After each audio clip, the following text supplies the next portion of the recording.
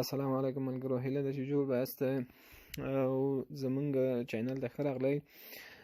نن چې دا زه تاسو ته داسې یو ویډیو جوړوم چې د هغې په واسطه باندې موږ تاسې داسې یو اپلیکیشن باندې کار کوو، یا مثلا زه تاسو ته داسې یو اپلیکیشن ښیم چې د هغې په واسطه باندې موږ تاسې کولی شو چې د بل چا مسیجونه کله چې موږ تاسې راځي، بغیر له دې چې هغه کس یا مقابل شخص پوه شي چې د مثلا د سړي زما مسیج کتلی ده او ما مسیج ورته کړی ده، نو تاسې کولی شئ چې د هغه مسیج وګورئ. تر ټولو نه مخکې راځو د دې اپلیکیشن د دې کار لپاره چې موږ تاسو یو اپلیکیشن ضرور د هغه د چټبین په نامه باندې یادېږي. دلته د پاس هر کې تاسو لیدلی شئ. هغه به تاسې څنګه کوئ؟ اوپن به کوئ. په پلی سټور کې شته، پلی سټور کې به چټبین سرچ کوئ. د هغې نه وروسته به تقریبا 4 MB ده، 3.3 MB ده، نو هغه به تاسې څنګه کوئ؟ انسټال کوئ. انسټال هم چې کوئ هغې نه وروسته به دا خلاص کوئ. کله چې خلاص کړو یا اوپن هم کړو، نو تاسو ته چې دا دغه شی راځي، یا مثلا په دغه شکل باندې تاسو ته ښکاره کېږي. هغې نه وروسته به تاسې مثلا په آدر باندې کلیک کوئ. کله چې آدر باندې کلیک کوئ، دلته چې دغه بیخ کې یو علامه راځي چې هغه مثبت شکل باندې ده، او مثلا د دې په واسطه باندې موږ تاسو کولی شو چې اپسونه یا مثلا مسنجر، انسټاګرام، واتساپ یا ایمو یا وایبر دا چې دا دلته موږ تاسو څنګه کوو؟ اضافه کوو. نو دې باندې کلیک کوو. کله چې کلیک وکړو، دلته چې دا یو بل اپشن فعالیږي یا بل انټرفیس راځي چې هغه کې چې دا اډ نیو اپ ده.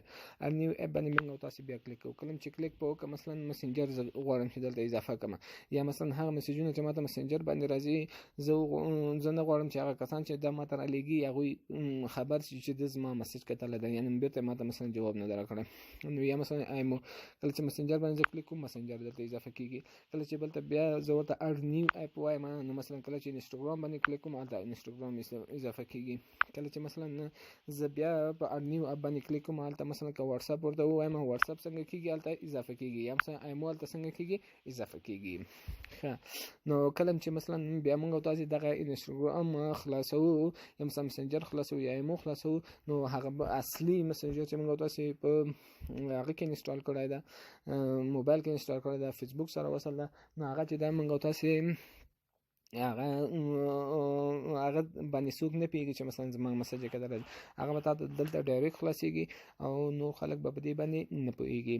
او کولی شي چې مثلا دلته ډیلیټ علامه یا کثافت دانی ریسایکل بن علامه چې دا بیرته ووهي، او دا څنګه کوي؟ لرې کوي. مثلا مسنجر باندې زه مخامخ چې کثافت دانی دا چې د باندې کلیک کوم، ډایرکټ ځي. یا مثلا انسټاګرام یا مثلا ایمو. او ملګرو، دا و د نن ورځې ویډیو.